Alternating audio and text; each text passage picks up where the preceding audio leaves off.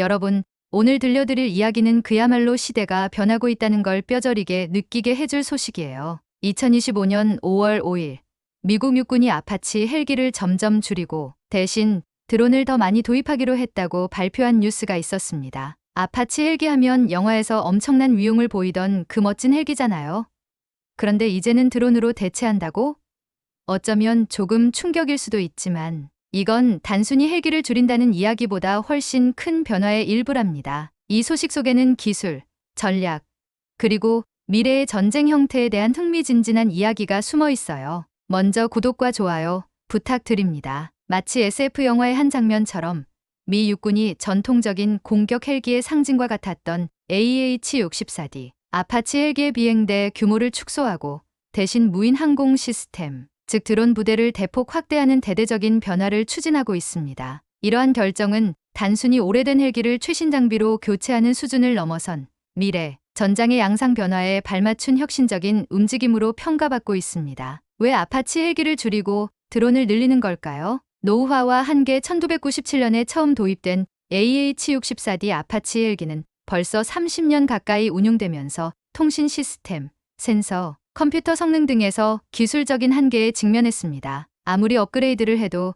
빠르게 발전하는 현대 기술을 따라잡기에는 역부족이라는 판단입니다. 마치 오래된 스마트폰이 최신 앱을 버거워하는 것과 비슷하다고 할 수 있죠. 유지 보수의 어려움과 높은 비용. 오래된 기종이다 보니 부품 수급도 점점 어려워지고 유지 보수 비용도 눈덩이처럼 불어나고 있습니다. 골동품 자동차를 유지하는 것만큼이나 많은 돈과 노력이 필요하게 된 거죠. 미래 전장의 요구. 현대전은 더 이상 인간 조종사에게만 의존하는 방식이 아닙니다. 드론은 저렴한 비용으로 다수 운용이 가능하며 위험한 지역에 투입하여 인명, 피해 없이 정찰, 공격 등의 임무를 수행할 수 있다는 엄청난 장점을 가지고 있습니다. 마치 축구 경기에서 값싸고 빠른 여러 명의 유망주를 활용하는 것과 같다고 볼 수 있습니다. AI 기술의 발전. 인공지능 AI 기술의 발전으로 드론은 더욱 똑똑해지고 있습니다. 스스로 판단하고 협력하여 작전을 수행하는 능력까지 갖추게 될 날이 머지않았습니다. 마치 무인 자동차가 스스로 길을 찾아 운전하는 것처럼 놀라운 변화입니다. 구체적인 변화는 어떻게 진행될까요?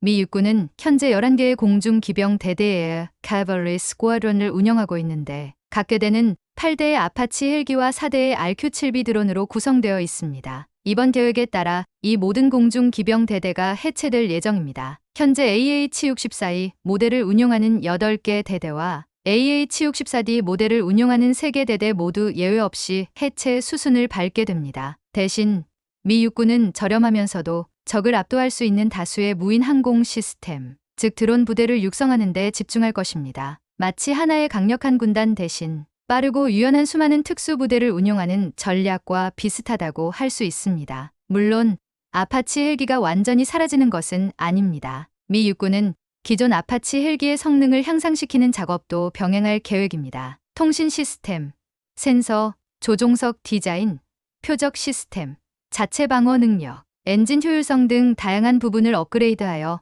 여전히 중요한 역할을 수행할 수 있도록 만들겠다는 것입니다. 마치 오래된 명품 시계를 최신 기술로 정밀하게 수리하고 개조하여 그 가치를 유지하는 것과 같다고 볼 수 있습니다. 이번 미 육군의 결정은 미래 전장의 판도를 바꿀 수 있는 중요한 변화로 주목받고 있습니다. 전통적인 유인 전력과 첨단 무인 전력의 조화로운 운용은 앞으로 군사 전략에 큰 영향을 미칠 것으로 예상됩니다. 마치 오케스트라에서 다양한 악기가 각자의 역할을 수행하며 아름다운 음악을 만들어내는 것처럼 유인 헬기와 드론이 서로 협력하여 더욱 강력한 군사력을 발휘할 것으로 기대됩니다. 왜 이런 결정을 내렸냐고요?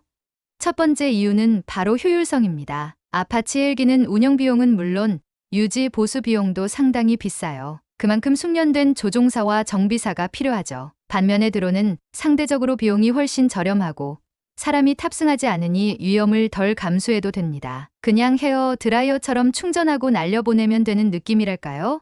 농담이지만 드론은 더 가볍고 유연하게 움직일 수 있어서 정말 매력적이에요. 두 번째로는 기술 발전입니다. 요즘 드론은 장난감 수준을 넘어 인공지능과 첨단 센서를 활용해 엄청나게 똑똑해졌어요. 스텔스 기능도 갖춘 데다 데이터 분석까지 알아서 해주죠. 미군은 이 점을 적극 활용하려는 겁니다. 한마디로 드론은 이제 단순한 날아다니는 카메라가 아니라 스스로 문제가 뭔지 판단하고 해결책을 찾아낼 수 있는 스마트 병기가 되어가고 있어요. 세 번째 이유는 전술적인 이점입니다. 드론은 혼자 무리하게 싸우러 들어가지 않아요. 수십 대가 동시에 움직이며 팀플레이를 하죠. 전통적인 항공 작전과 비교하면 드론, 군대를 동원한 군사작전은 훨씬 더 정교하고 디테일하게 계획될 수 있습니다. 큰 헬기 한 대를 위험에 노출시키는 것보다 작고 민첩한 드론, 여러 대를 사용해 적을 혼란시키는 게 훨씬 유리하겠죠? 그리고 네 번째 이유는 접근성입니다. 드론은 매복 지역이나 험준한 지형에서도 유연하게 활약할 수 있습니다. 아파치가 접근하기 어려운 환경에서도